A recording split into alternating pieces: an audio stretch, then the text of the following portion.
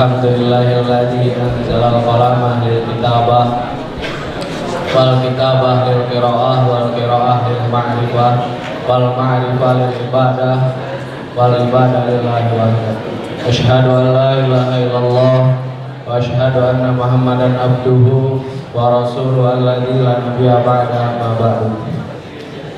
Pertama-tama mari kita panjatkan puji serta syukur kita kehadirat Allah Subhanahu wa taala yang mana berkat iradat dan inayahnya lah kita masih dikasih kesempatan nikmat sehat untuk bisa melangkahkan kaki kita thalabul ilmi ke Masjid An-Nur. Tak lupa salawat serta salam kepada Nabi terakhir, Nabi penutup para Nabi, yakni Nabi Muhammad Sallallahu Alaihi Wasallam, yang mana berkat perjuangannya lah kita sampai saat ini bisa merasakan Islam yang begitu nikmat. Sepertinya ini pada ngantuk kak?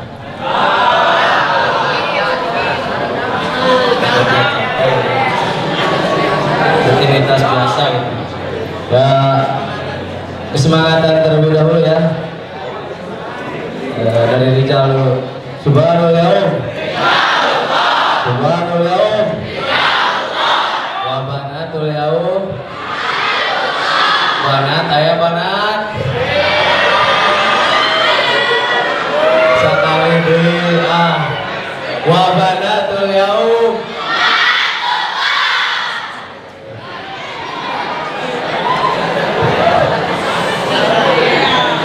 Orang Ketapang ya, orang Ketapang. Orang Cibagbara sehat, orang Cibagbara. Ya, sudah, awas. Saya di sini akan membacakan CV dari pemateri pada panen hari ini. Diskutoran. Pemateri kali ini adalah salah satu alumni BETA juga.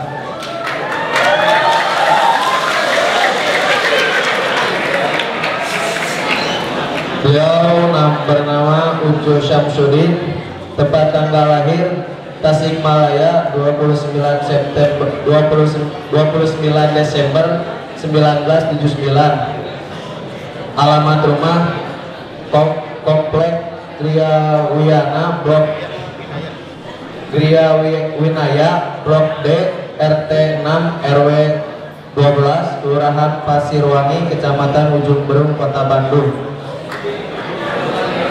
Dan riwayat pendidikan MI di Darul Nahlah Tasikmalaya 1995. Dilanjut ke jenjang Tajiziyah di PPI 67 Menda Tasikmalaya, lulus 1996. Dilanjut ke Sanawiyah di PPI 67 Benda Tasikmalaya, lulus pada tahun 1999. Dan terakhir beliau pendidikan di Muallimin di PPI 67 Benda Tasikmalaya, lulus tahun 2002. Dan beliau juga berorganisasi di Ketua Ikatan Muslim Ikatan Tunanetra Muslim Indonesia sebagai Ketua PD. Dan pekerjaan beliau adalah penceramah jamaah Persis. Dan untuk tidak supaya mengefektifkan waktu dan tempat, saya persilakan kepada Al Ustaz.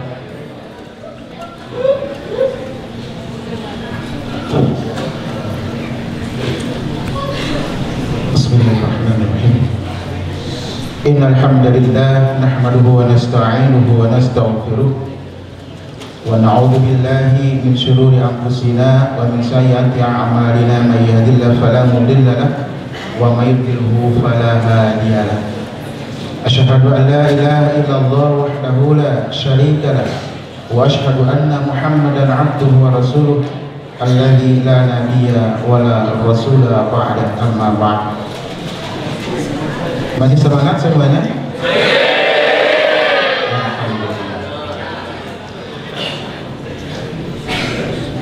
Alhamdulillah, puji syukur milik Allah Subhanahu wa taala. Berkat inayah dan karunia-Nya lah kita pada kesempatan kali ini dapat berkumpul bertemu di Masjid An-Nur. Pertama kali tadi saya ke sini saya terkenang dahulu, teringat lagi masa belajar di sini. Ternyata sudah mengalami kemajuan yang sangat pesat dalam segi pembangunan di sini. Alhamdulillah sampai nyambung ke Cibori ke sana kan ya. Waktu dahulu saya masih bangunan di sini masih belum seperti ini. Rijal luar wa ummatul rahimakumullah. Ini pertemuan kita bukan kebetulan ya, bukan kebetulan, tapi memang ini sudah qadarullah, takdir Allah Subhanahu wa taala. Walaupun tadi sudah disampaikan mengenai riwayat atau daftar riwayat hidup CV, tapi juga secara nama sudah dijelaskan tadi ya. Kemudian alamat tempat tinggal dan tempat tanggal lahir juga. Cuma di sini perlu saya sampaikan juga, kadang suka ada yang bertanya ketika ada orang yang tunanetra itu tilak ida tanah pintu kan gitu. Nggak apa-apa ya bilang Sunda ya. Dulu mah dihukum kalau Sunda itu dulu bilang Sunda. Ya, tidak boleh berbahasa Sunda, minimal bahasa Indonesia. Tapi sekarang mau untung boleh, karena saya orang Sunda, pasti kacaletot ya Sundana. Rizalullah da'ummatullah rahimakumullah. Ini mudah-mudahan menjadi motivasi buat kalian semua bahwa awal ketunanetraan saya itu dari usia 3 tahun ya. Berarti dari lahir sampai 3 tahun mah melihat, tapi belum tahu bagaimana indahnya dunia waktu itu. Nah, qadarullah, konon katanya menurut orang tua saya waktu itu pas meletusnya Gunung Galunggung tahun 82. Ini 82 saya tahu orang kene hari tadi ya, baru 3 tahun lah. 2 tahun jalan menuju 3 tahun, yaitu asal mulanya adalah saya mengalami sakit panas sampai akhirnya Allah Subhanahu wa taala memberikan karunia-Nya kepada saya. Saya anggap ini karunia, saya anggap ini bukan musibah.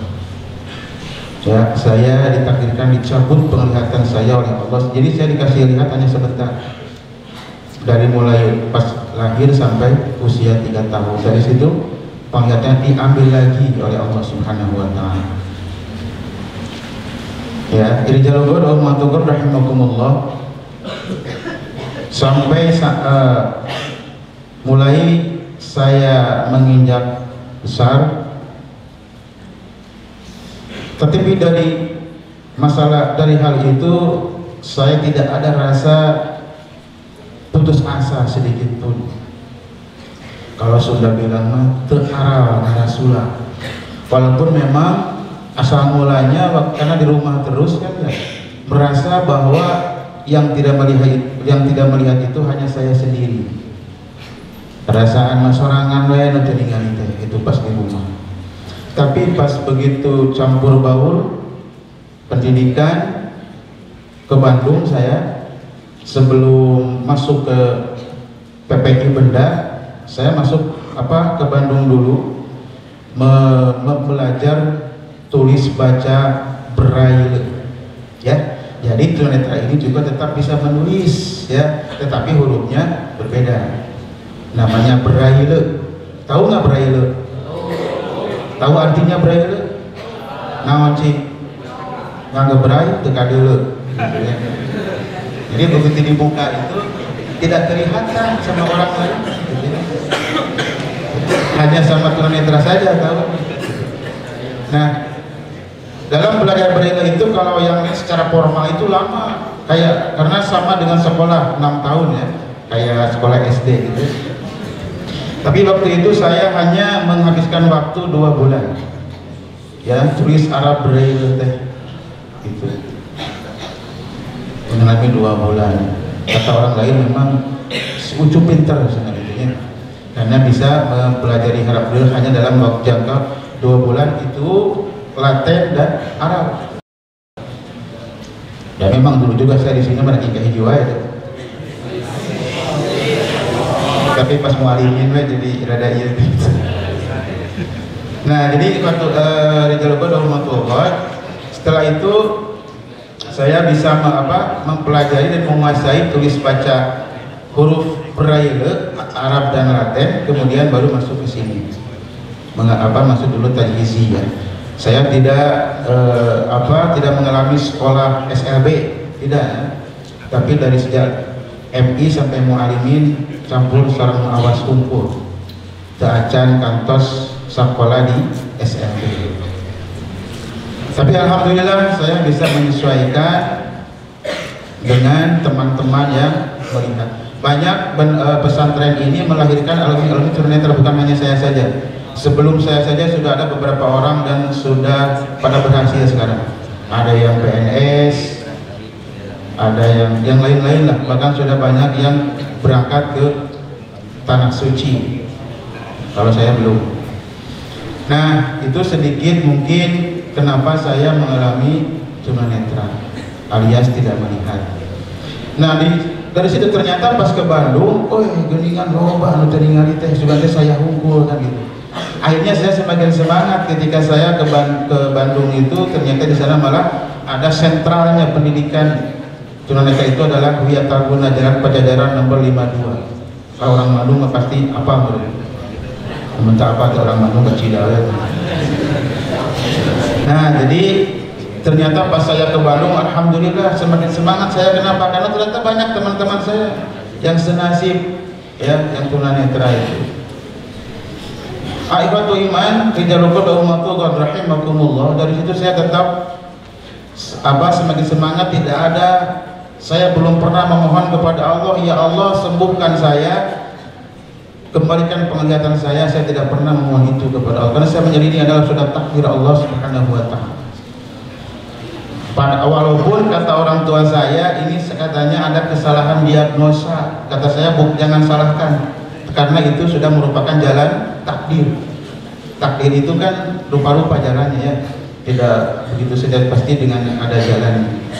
Jadi saya menganggap bahwa ini adalah merupakan takdir dari Allah Subhanahu wa ta'ala yang tidak bisa dipungkiri, yang tidak bisa dihindari lagi. Maka dari situ saya tetap harus belajar bagaimana caranya, walaupun saya tunanetra tidak melihat, tapi jangan sampai tertinggal, jangan sampai terpuruk. Rijaluba Daumatullah, perlu diketahui bahwa para tunanetra pun bisa bergelut di bidang teknologi, tidak ketinggalan. Main komputer, laptop, handphone sama bisa, ya, bisa WhatsAppan, bisa dengan berbagai macam lah, bisa mengikuti, ya, bisa bergaul dengan medsos, gitu. Itu tunanetra itu. Jangan dianggap bahwa tunanetra tidak bisa apa-apa. Ya, tunanetra pun tetap bisa menjalankan sebagaimana halnya orang yang melihat. Gitu. Nah, dari situ saya dengan meyakini bahwa tidak semata, ini juga mesti dicatat oleh kita semua, bahwa tidak semata-mata Allah memberikan atau menciptakan atau menjadikan sesuatu kalau di balik itu tidak ada hikmahnya. Kalau di balik itu sia-sia. Allah itu tidak sia-sia menciptakan segala apapun. Rabbana ma khalaqta hadza, ya, tidak ada yang sia-sia ciptaan Allah itu semua. Makanya walaupun saya dicabut penglihatan oleh Allah, saya tidak pernah merasa putus asa, kecil hati, karena kata Allah, wala tahinu wala tahzanu wa antumul a'launa in kuntum. Nah, gitu ya. Jadi kamu jangan merasa rendah, jangan merasa hina, jangan merasa sedih hati, karena wa antumul a'launa, karena kamu itu ada dalam derajat yang tinggi, in kuntum mukminin, asal saja beriman, itu saja modalnya. Walaupun yang membedakannya itu, yang tidak melihat dan yang melihat itu adalah imannya.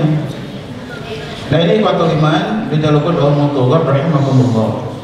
Jadi ini semua adalah saya tafakuri, saya pelajari, saya pahami semua bahwa memang ini bukan berarti Allah itu tidak adil. Justru dengan adanya yang melihat dan yang tidak melihat, itulah salah satu keadilan Allah. Karena adil itu kan bukan arti sama kan ya. Ada yang melihat, ada yang tidak melihat, berarti itu adalah keadilan Allah Subhanahu wa taala. Adil itu bukan harus sama. Adanya perempuan, adanya laki-laki, itu kan keadilan Allah. Bukan kalau laki-laki semua itu bukan adil, tapi merata dan gitu. Ya, ikhwatul iman.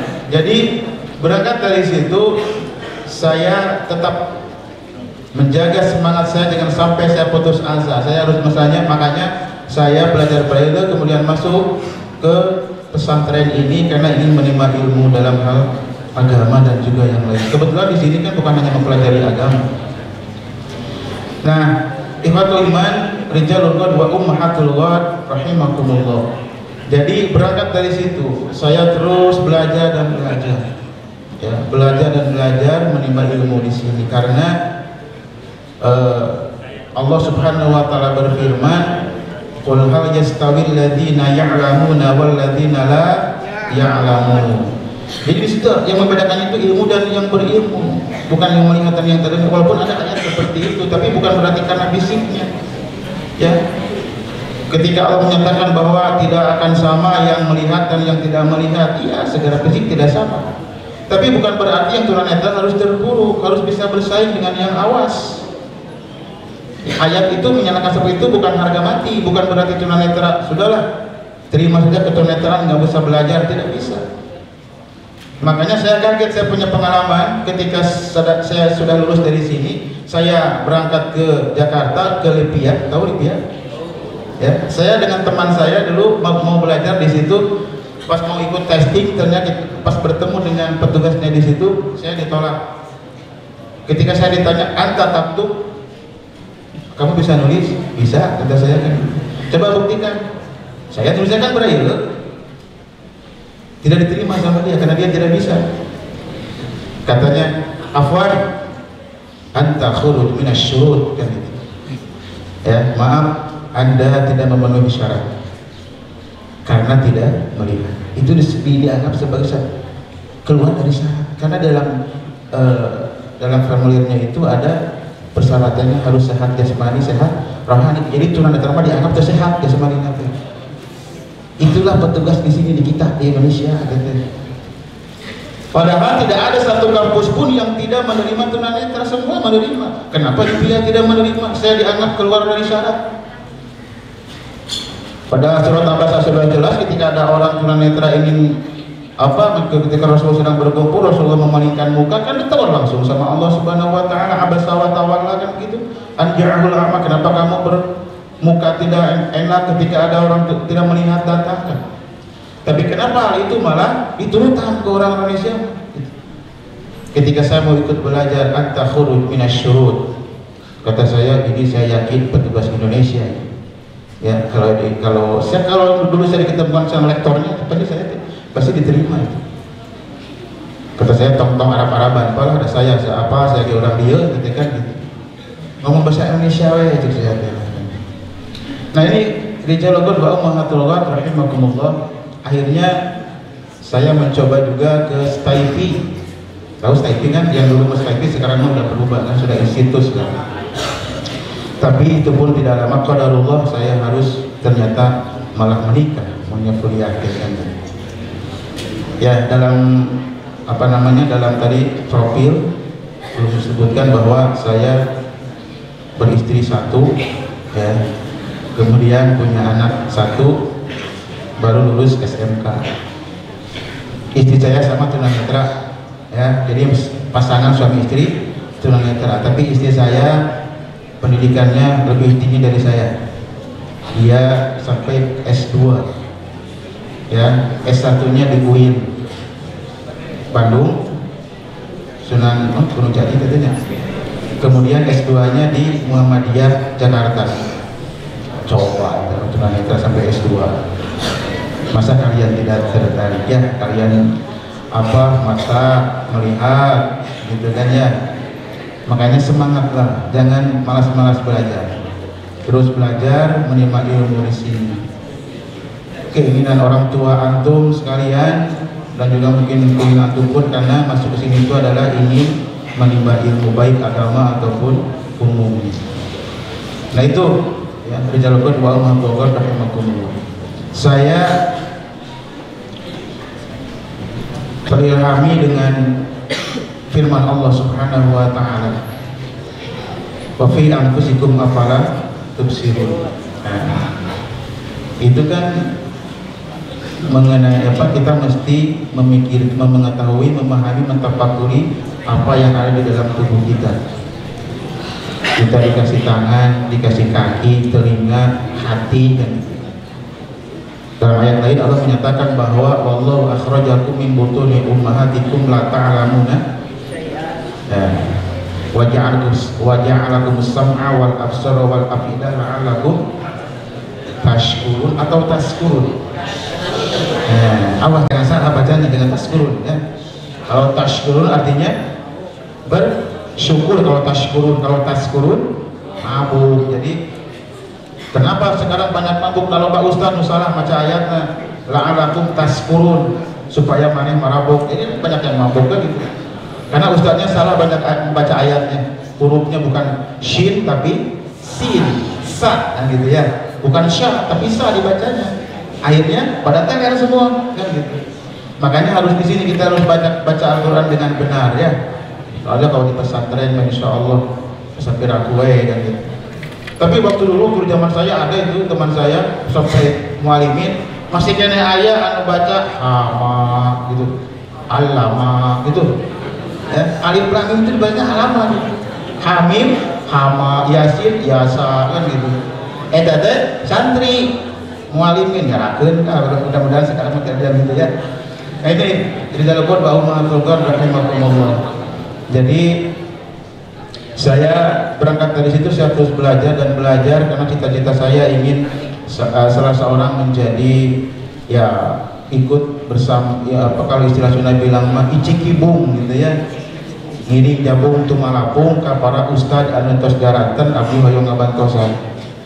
Makanya alhamdulillah dengan segala keterbatasan saya sekarang aktivitas saya adalah dakwah ya, misi dari masjid ke masjid, dari mimbar ke mimbar dengan segala keterbatasan tentunya. Nah, di Jalur Ba'umatul God ini saya bawa salah satu Quran Braille. Sudah pernah melihat Braille? Pernah itu? Betul pernah? Dari mana itu?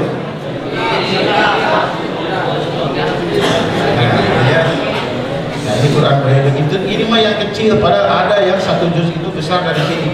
Jadi yang aslinya mah besar ini ya. Jadi 30 juz itu 30 jilid, 30 buku. Kalau yang besar, satu juznya besar itu sebanyak 30 juz itu harus membawa becak gitu ya. Makanya saya mah kalau tunanetra, kalau mau dakwah itu bingung kalau bawa Quran, jadi mesti pilihan dulu. Kalau antum semua kan bisa masuk kantong ya, 30 juz itu yang bisa menadak dicari. Kalau yang tunanetra mah susah karena tapi sekarang dengan perkembangan zaman bisa diperkecil, jadi lebih kecil seperti ini. Ini tuh 1 juz, jadi 30 juz satu gini, ringan, tidak usah pakai beca ya. Nah, ini kecil ini, jadi ini Quran, jadi Arab Braille. Nah, jadi disinilah keadilan Allah. Jadi ketika Allah mencabut penglihatan saya, tetap ada fasilitas, ada solusinya. Jadi Allah memberikan satu masalah itu pasti dengan solusinya.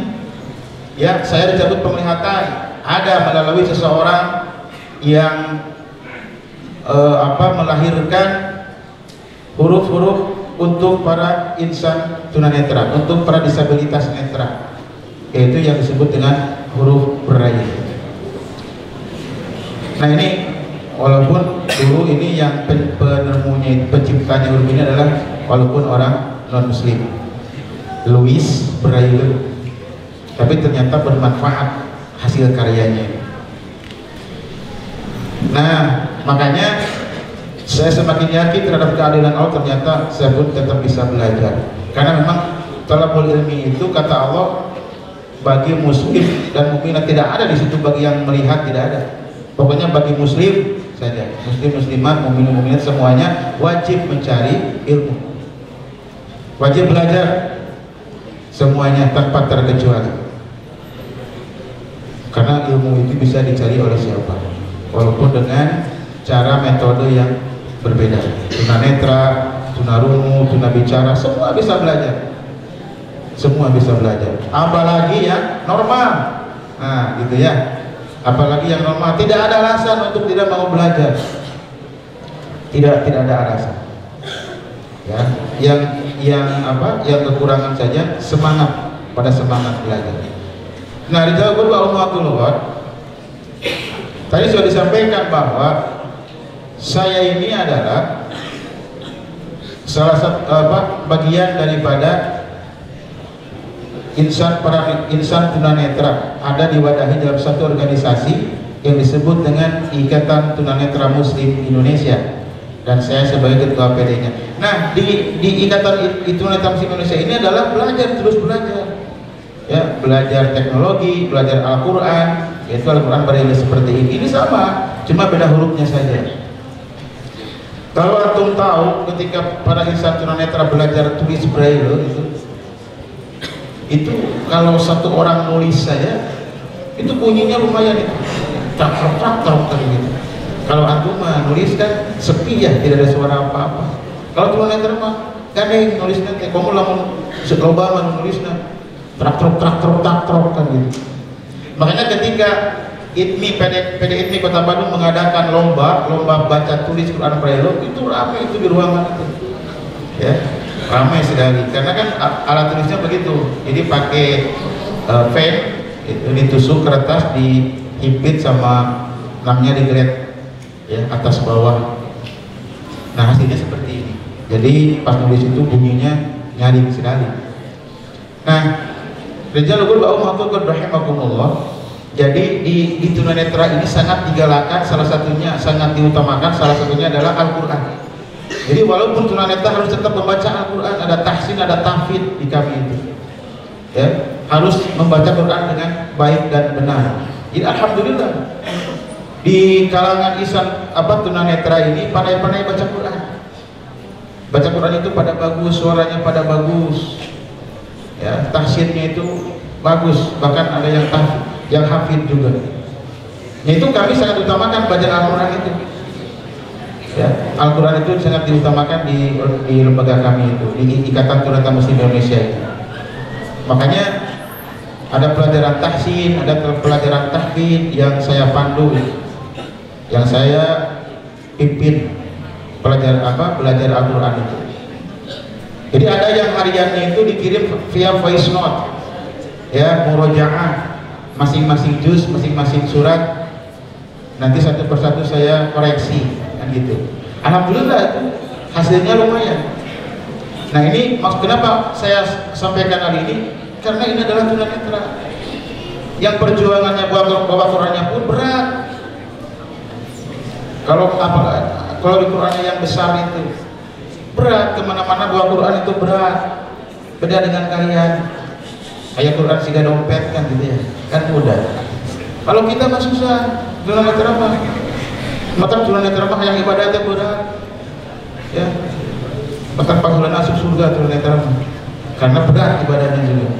Jangan iri ya. Nah, ini Rizalul Qur'an rahimakumullah. Ini mudah-mudahan saya sampaikan jadi motivasi buat antum semua bahwa ternyata tunanetra itu bisa belajar.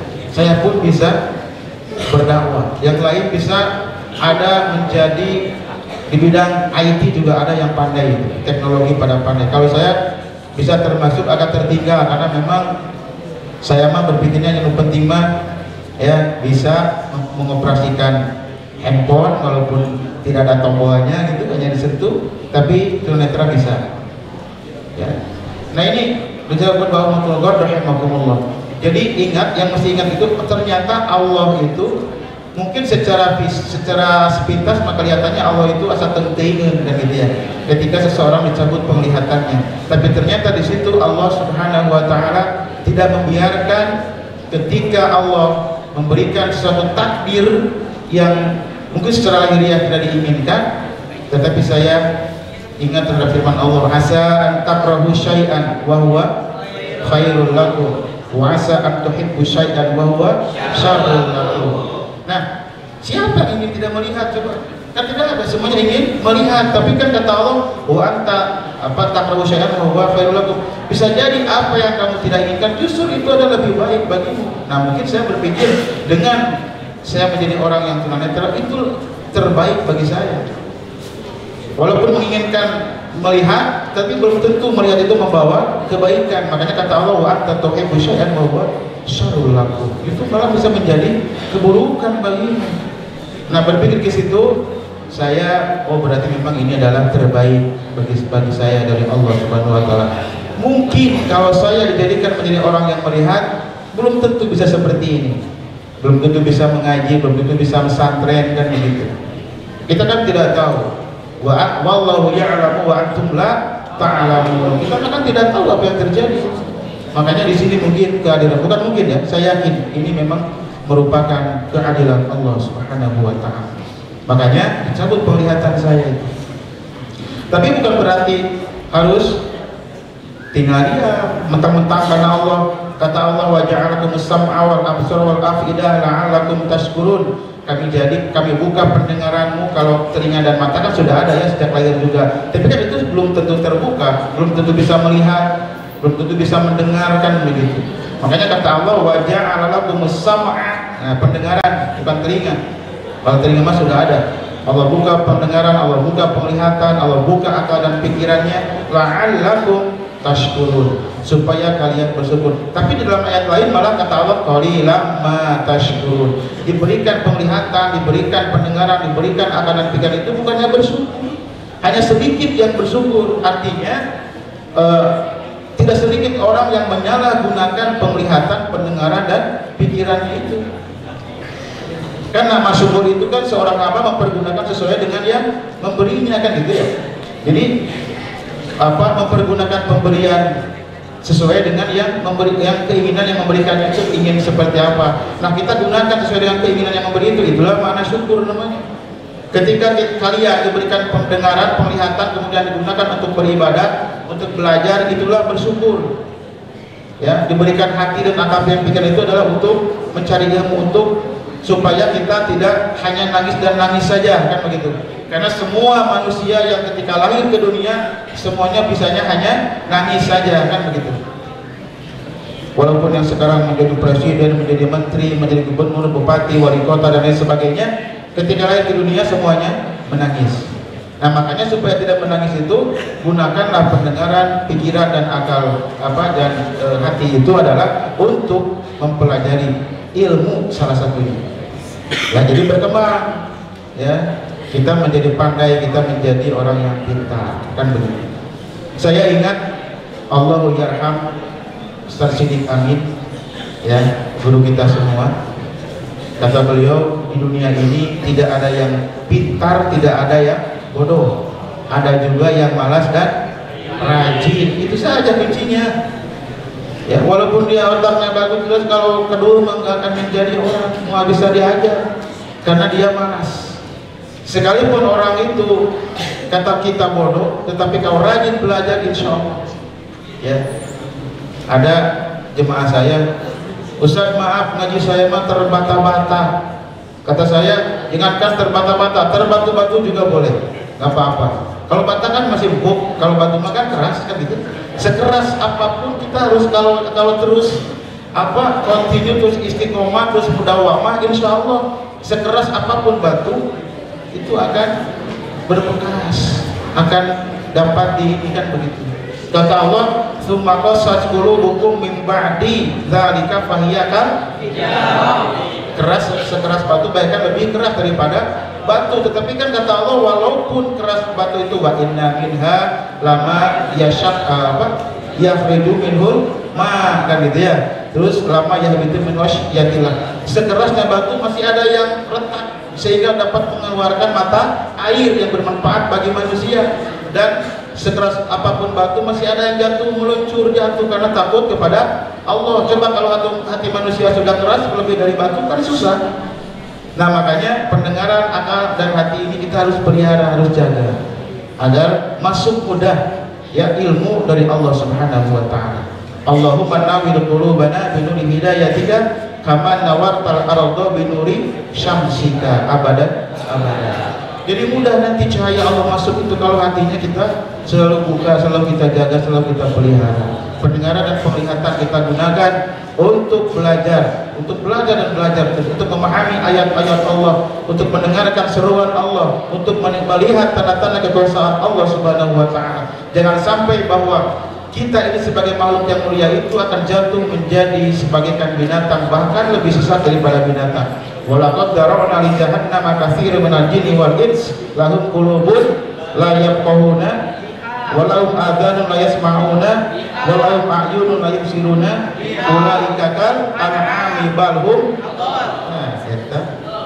Jadi jangan seperti itu kita itu. Kalau ayatnya apa tapi kita tidak mau tidak mengerti maknanya. Jadi jangan sampai kita ini bagaikan binatang, bahkan lebih buruk daripada binatang, kan gitu. Yaitu ya orang yang tidak bisa mempergunakan pendengaran, penglihatan, akal dan pikirannya itu untuk beribadah, untuk mempelajari ilmu-ilmu Allah dan juga ilmu-ilmu yang lainnya. Nah, dijalankan Allah, makanya dengan banyaknya firman-firman Allah itu menjadi motivasi bagi saya untuk terus belajar dan tetap menjadi manusia yang mulia di hadapan Allah walaupun tidak melihat. Mungkin kadang di pandangan sebagian manusia orang tunanetra itu dianggap rendah, tapi saya yakin akan penilaian Allah Subhanahu wa taala. Inna akramakum indallahi atqakum. Hanya takwalah yang membedakannya. Makanya kalian jangan ada sifat membeda-bedakan kepada orang lain, ya. Walaupun misalnya kalau mungkin antum pernah melihat orang-orang seperti saya yang tidak melihat banyak hidup di jalanan, kan begitu banyak ya, mungkin antum pernah lihat, jangan disamakan karena mereka itu maaf memang merasa kasihan karena memang jauh daripada pendidikan. Tetapi di sisi itu pun banyak orang-orang tunanetra, orang-orang yang tidak bisa melihat itu berhasil dalam kehidupan ini, yang tidak tergantung kepada orang lain, tidak mengharapkan iba orang lain. Walaupun banyak teman-teman tunanetra yang senantiasa mengharap iba orang lain, hidup di jalanan, menengadahkan tangan untuk mengharapkan iba daripada orang lain. Nah, kami semua yang tergabung dalam Ikatan Tunanetra Muslim Indonesia menghindari semua itu agar tidak terjadi hal itu. Makanya kami terus belajar dan belajar. Akhirnya alhamdulillah selepas keluar dari pesantren ini, walaupun saya tidak belajar secara formal, terus menggali dan menggali, mempelajari keterangan-keterangan dalil-dalil ayat-ayat Allah maupun hadis Rasulullah Sallallahu Alaihi Wasallam. Nah, ibatul iman, kejalukut ba'umatullah, mudah-mudahan ini bisa menjadi sekali lagi ya, bisa menjadi motivasi bagi kalian semua. Ya, banyak sekali lagi saya sebutkan bahwa teman-teman senasib dengan saya banyak alumni dari sini. Ya, keluaran dari pesantren Persatuan Islam 67 Berdaya yang sudah berhasil ya, sudah menjadi sarjana, bahkan ada yang sudah menjadi doktor dan S3 ada ya. Nah, ini mungkin nanti lebih ininya bisa melalui tanya jawab ya. Untuk sementara itu saja dulu mungkin dari saya kembalikan kepada Pak Waca.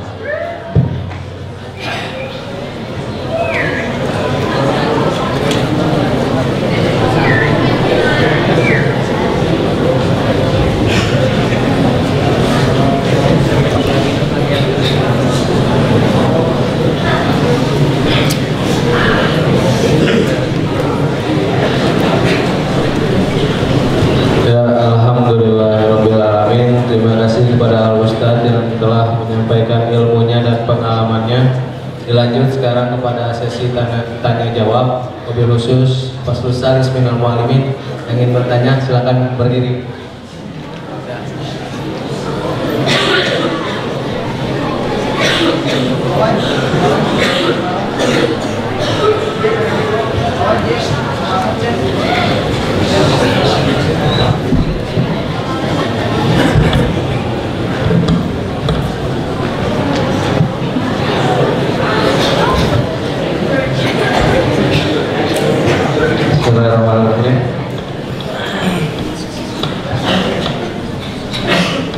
Ustaz, izin bertanya. Ustaz, terima kasih kepada Master of Ceremony kan sebelumnya yang telah memberikan saya kesempatan untuk bertanya. Punten Ustaz, ini bila pertanyaannya rada agak sensitif Ustaz. Setiap manusia pasti diciptakan dengan kekurangannya masing-masing dan setiap manusia itu kekurangan itu pasti beda-beda. Nah, pertanyaan saya, gimana sih cara kita untuk kemudian berdamai dengan kekurangan kita? Seperti itu.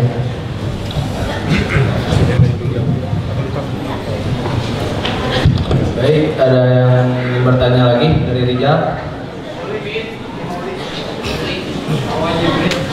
Baik, bismillahirrahmanirrahim. Izinkan memperkenalkan diri, nama saya Alim Zafra. Saya dari kelas 12 IPS. Baik, dan sebelumnya apa sih motivasi terbesar Ustadz sehingga dengan kekurangan Ustadz yang Ustadz miliki, mungkin bagi kebanyakan orang, bagi kita, bagi saya pribadi khususnya mungkin gak akan kuat gitu, sehingga Ustadz bisa bertahan sampai detik ini sebesar ini dan sesukses ini. Terima kasih Ustadz. Baik.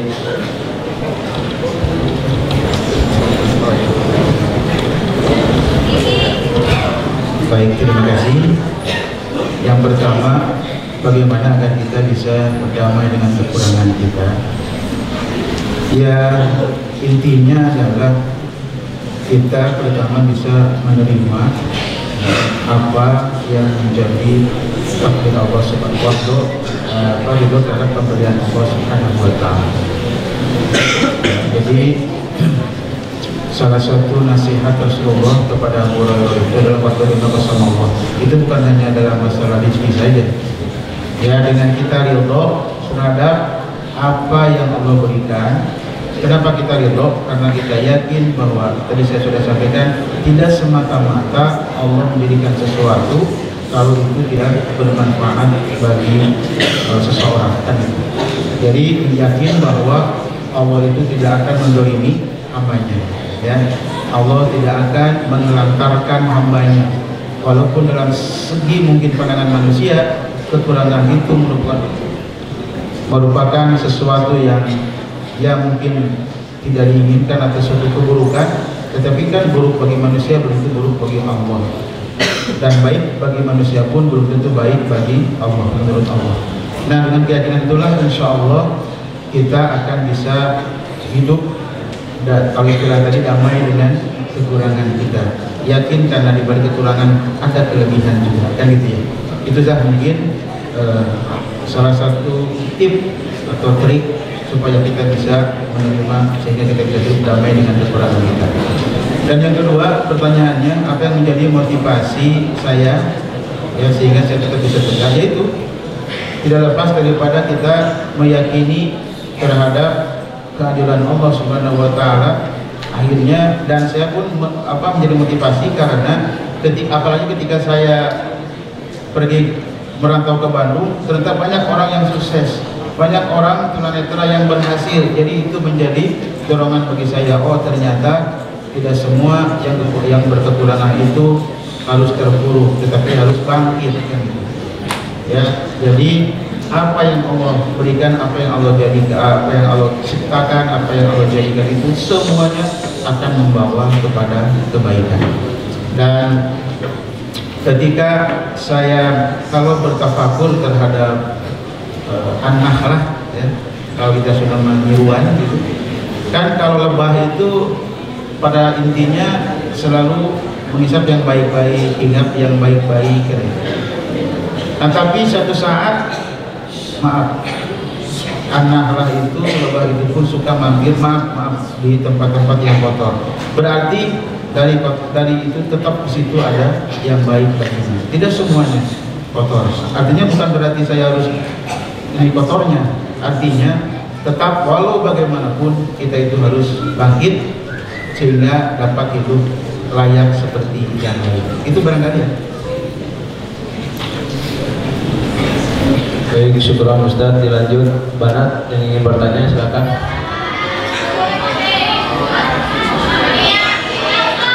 Ya, berdiri.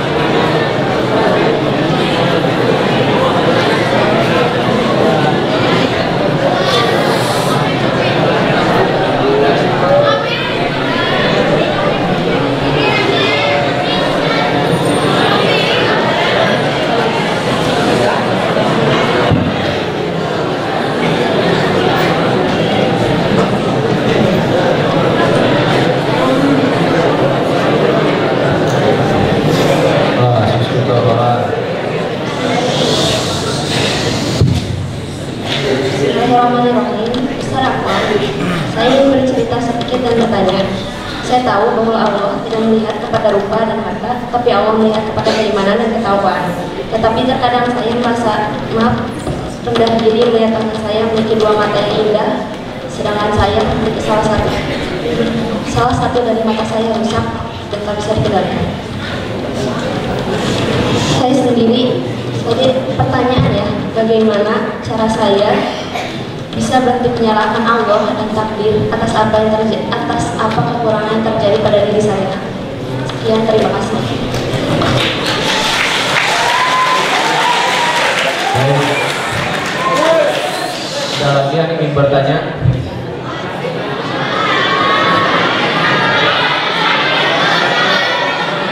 Satu lagi soal.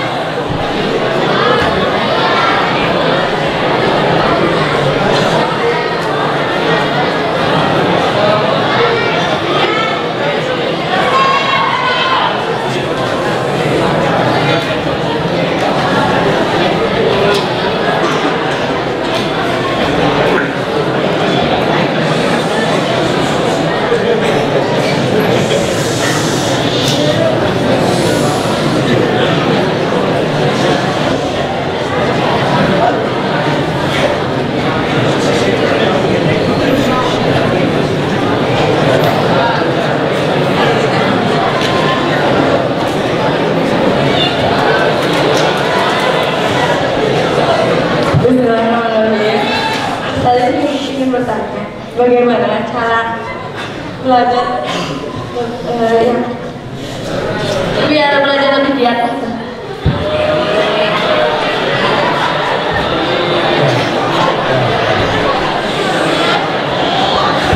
Katanya bagaimana belajar lebih giat.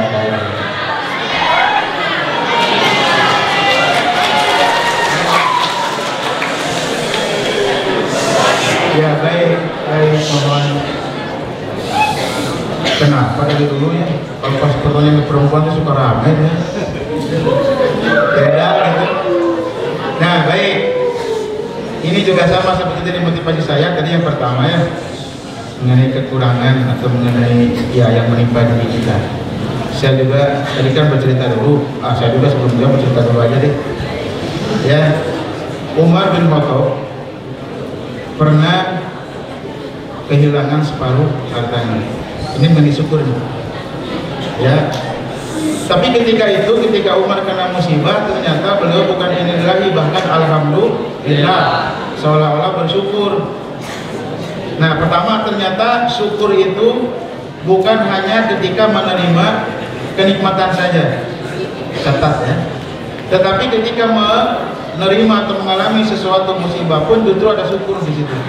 Pas ditanya oleh sahabat yang lain, kenapa Umar, kamu kan kehilangan separuh harta, berarti musibah, kenapa alhamdulillah bukan innalillahi? Saya punya 3 alasan katanya. 1, kenapa saya bersyukur? Karena untung yang hilang itu hanya harta, bukan iman, bukan akidah. Nah kalau kita mengalami kekurangan dan dari diri kita, apa kehilangan apa saja dari tubuh kita, maka tetap ada syukur. Untung yang hilang itu bukan agama, bukan akidah, bukan keimanan. Jadi kata Umar bin Khattab, bersyukur itu bukan hanya karena mendapatkan kenikmatan saja. Nah kalau dia misalnya kemarin rajin, sekarang malas, itu musibah kata Umar. Jadi innalillahi baru itu. Kalau kemarin rajin baca Quran, kalau sekarang jadi tidak, jadi malas, nah itu musibah. Baru innalillahi. Itu kata Umar tuh. Makanya ketika ada masalah di anggota tubuh kita, ada di mata atau ada apa, itu makanya kita adalah harus bersyukur tetap kepada Allah Subhanahu wa taala. Untung yang rusak itu adalah bukan mata kita, bukan akidah kita, bukan iman kita. Nah, itu baru musibah kata Umar. Berarti kalau selalu bersyukur itu selalu terus istiqomah dalam kebaikan, maka itu adalah merupakan terbaik bagi Umar bin Khattab. Yang kedua, kenapa saya bersyukur? Karena untung yang hilang itu hanya separuh, bukan semuanya. Nah, saya juga bersyukur seperti itu. Untung hanya baru mata saja yang kena musibah, tidak melihat. Ataupun bagi antum juga begitu. Untung yang rusak itu hanya dalam mata, bukan dalam yang lain, kan gitu. Tidak semuanya. Tetap saja walaupun ada kerusakan salah satu anggota tubuh kita, tetapi kita tetap bisa beraktivitas, bisa belajar. Jadi jangan hanya dilihat dari satu sisi, tapi dilihat dari berbagai segi, ya, berbagai sisi. Dan yang ketiga adalah kenapa saya bersyukur? Karena Allah telah menyediakan pahala yang sangat besar bagi orang yang sabar ketika ditimpa musibah atau ketika memiliki kekurangan. Gitu ya.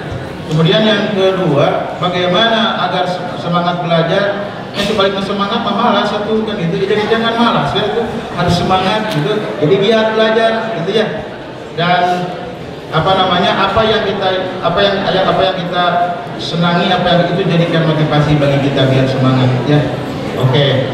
Jadi tinggal pupuk saja kesemangatan kita, dan kita meyakini bahwa betapa butuhnya ilmu itu, makanya biar kita giat belajar. Begitu ya.